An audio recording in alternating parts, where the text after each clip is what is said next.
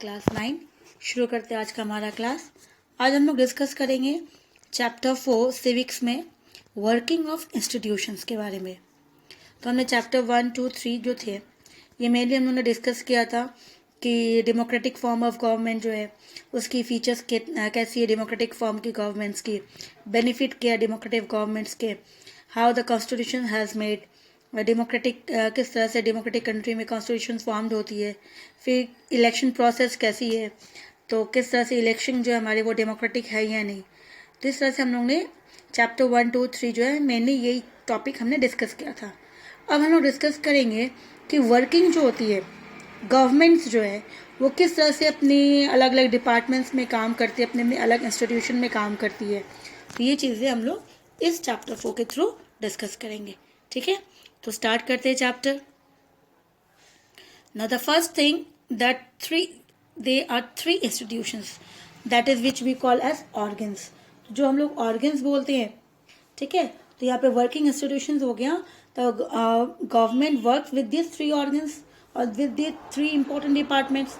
तो ये three institutions है जिसे हम लोग ऑर्गन्स के नाम से भी जानते हैं, जिसे ऑर्गन्स के नाम से भी जानते हैं। ठीक है, तो वही है लेजिस्लेटिव, एग्जीक्यूटिव एंड जुडिशरी। तो सबसे पहले वापस से डिस्कस करते हैं कि लेजिस्लेटिव किसे बोलते हैं। तो लेजिस्लेटिव जो मेनली जो है यहाँ पे what is the work of the legislative. तो लेजिस्लेटिव का वर्क होता है टू फॉर्म लॉ। क्या होता है काम? टू फॉर्म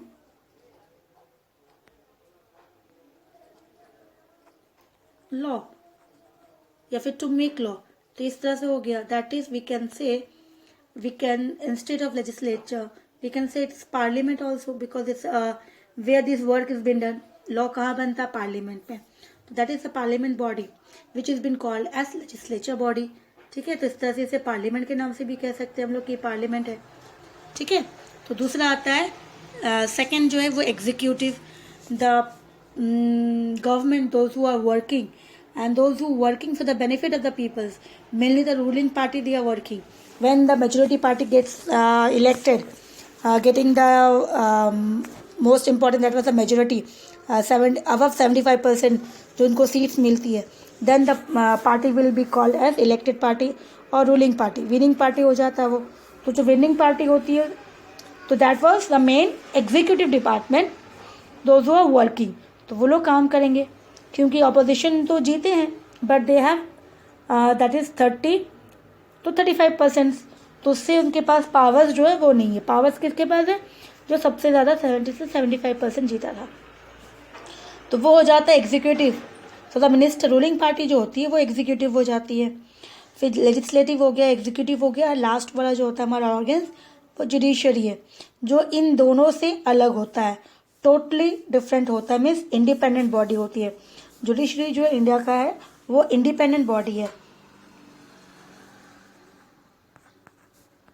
ये किसी के अंदर प्रेशर में नहीं है। He is free from all this two department, legislative and executive. Now we will learn one by one in this detail. So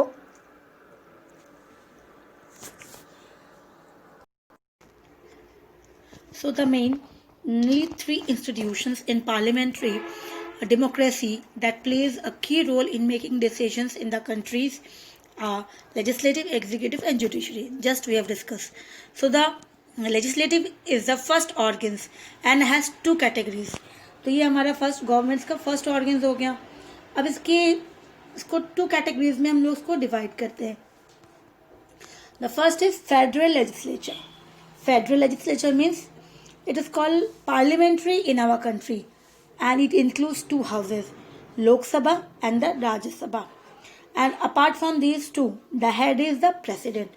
तो ये जो है federal legislative means it has been federal, in other country we call it as a federal, but in India we call it as a parliamentary. And parliament, so it has, the parliament consists of two houses, Lok Sabha and the Rajya Sabha, and the overall the head is the president. So this is called as federal legislature. So what is the next? State legislature. State legislature, it is formed at state level. तो ये हो गया हमारा national level पे, that is called as central level, ये central level पे जिसे हम लोग पार्लियामेंट कहते हैं, बट स्टेट लेवल के अंदर जो होती है इसे हम लोग सेंट्रल जो पार्लियामेंट के नाम से नहीं कहते हैं, that is called as legislative assembly and legislative council. मतलब जो लोकसभा है उसे लोकसभा को वहाँ पे लोकसभा नहीं बोल के लेजिस्लेटिव असेंबली कहा जाता है, और जो राज्यसभा है उसे राज्यसभा नहीं कहते स्टेट के अंदर, उसे लेजिस्लेटिव काउंसिल कहते हैं। तो ये डिफरेंसेस है। तो ये फेडरल लेजिस्लेटर हो गया स्टेट, दैट वाज सेंट्रल के लिए, और ये स्टेट के लिए। तो ये हो गया लेजिस्लेचर। अब नेक्स्ट आता है एग्जीक्यूटिव। एग्जीक्यूटिव को that is who is the head. तो हेड जो है स्टेट के अंदर, तो एग्जीक्यूटिव के अंदर भी अगर हम देखेंगे तो governor, it is called the government. It has two categories because who is ruling the country? The government is ruling the country. So who is having the power? The ruling party. तो ये जो ruling party है, तो ruling party को power कैसे मिला है?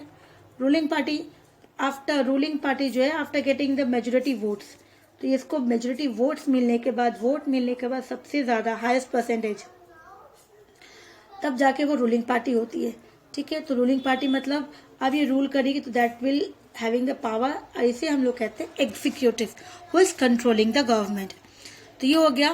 तो it has government, that means we can call as it has been called the government, and again it has been having two categories divided into. The first one is political executive and the second is permanent executive. तो यहाँ पे हो गया कि पहला वाला हो गया पॉलिटिकल एग्जीक्यूटिव। तो जितने सारे हमारे मिनिस्टर्स हैं, prime minister, council of ministers and the other ministers and apart from ruling parties, तो इस तरह से हो गए। तो जितने सारे हो गए जो मिनिस्टर्स हैं, दे वे are called as political executive because they have been elected by the people of the country. तो ये elected है, तो peoples ने उनको elect किया है for the time period of 5 years. So they are politically elected, so they are political executive. अब next जो आता है that political executive need assistance because they are elected for 5 period, and maybe in the field which they are dealing, they should not have any specialist in that field, so they need some other people to guide them.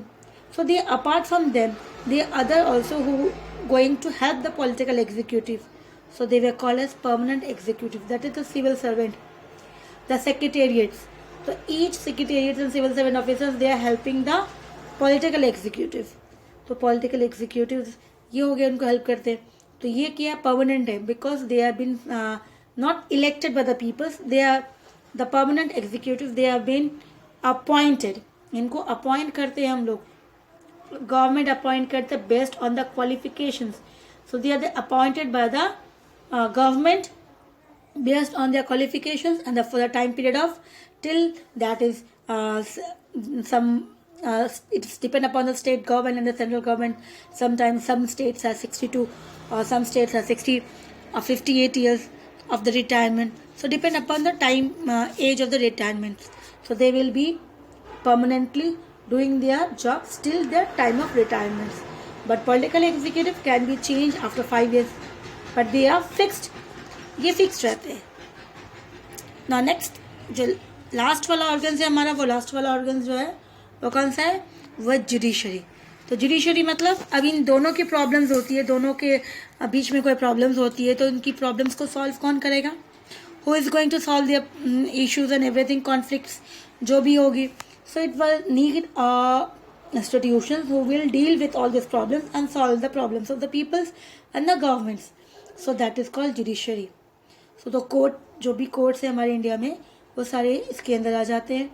तो वो सारे ये सारे problems को solve करते हैं। Now we shall discuss each of these institutions one by one and to understand their structures. तो अब हम लोग उसको वन बाय वन डिस्कस करेंगे, उसके स्ट्रक्चर्स को डिस्कस करेंगे, powers and mode of executive powers किस तरह से, उसके बारे में।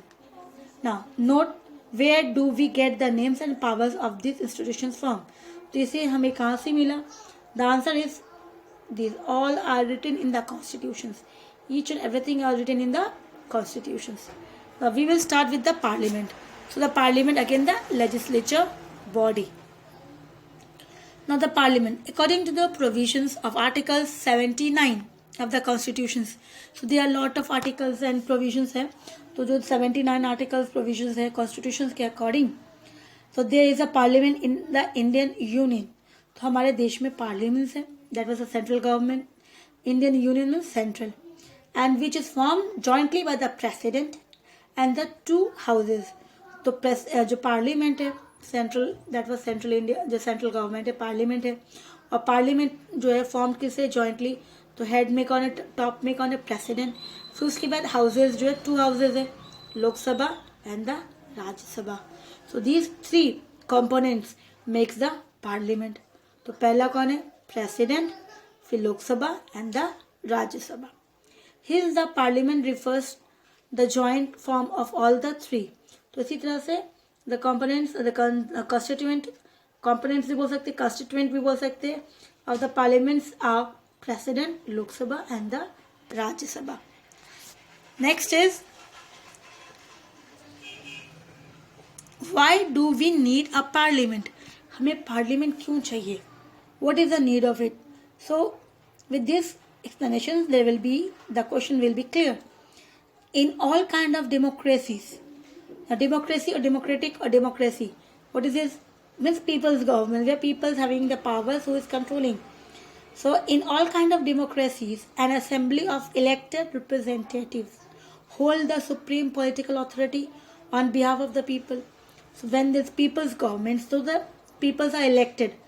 तो an assembly of people, जो elected people's representative करते हैं countries को particular area के according, तो assembly of elected representative, तो जिसे elect किया गया number of peoples, तो वो क्या करते हैं, they having holding the power, supreme powers.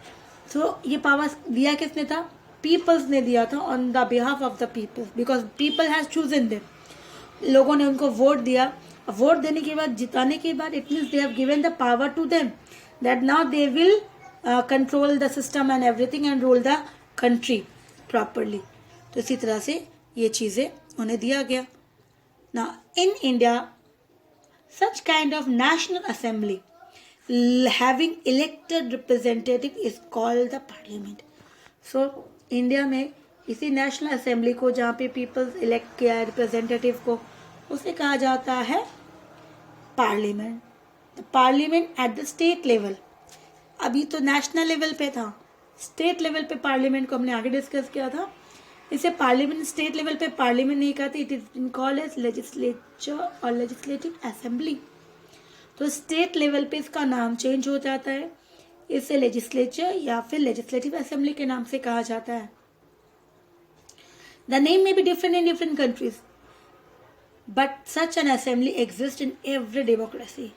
It may be they give different names, अलग अलग देशों में अपने अपने नाम वो अलग दे सकते हैं according to their needs, but each and every democratic countries having such assembly. It means the peoples are elected by the people and their representative to whom the people has chosen. They've been called as representative. So they have been chosen and they are ruling on the behalf of the people. लोगों ने उनको vote दिया था और उनके बाद वो rule करेंगे किसके लिए, जनता के लिए, on the behalf of the peoples. Now the parliament exercise political authority on behalf of the people. So the parliament also exercise some other duties. Political authorities जो है, जो अलग अलग अपने अपने रोल प्ले करते हैं and on behalf of the peoples, क्योंकि हम तो नहीं कर सकते, हमने उनको चूज़ किया था, रिप्रेजेंटेटिव है हमारे, तो इसीलिए वो हमारे लिए काम करते हैं, एक्सरसाइज करते हैं, और जिसके लिए हमने उनको पॉलिटिकल पावर दिया है. तो पहला है, in any democratic country the parliament is the final authority for making law. So any democratic countries, those who are having the democratic form of government, the parliament has the last and the final authority for making law. तो law making के लिए किसके पास आता है power, parliament के पास आता है. This task of law making और legislation is so important that these assemblies are called legislature. तो ये जो टास्क है लॉ मेकिंग का इतना ज़्यादा इम्पोर्टेंट है, और इसीलिए दीज असेंबलीज, जो रिप्रेजेंटेटिव पीपल्स, जिसको लोगों ने वोट देके इलेक्ट किया था, उनको रिप्रेजेंटेटिव चूज़ किया था, तो ये इम्पॉर्टेंट है असेंबलीज इतना ज़्यादा इसके कारण इसको कहा जाता है लेजिस्लेचर। तो parliament across the world can make new laws. तो around the world those who having the parliamentary form of government, parliaments जो भी है, so they making new laws, changing the existing one, जो न्यू लॉज या फिर पुराने वाले को थोड़ा सा मॉडिफाई करके थोड़ा एग्जिस्ट, ताकि according to the new needs उसको हम सेम चीज़ों को थोड़ा सा मॉडिफाई करके फॉलो कर सकते हैं।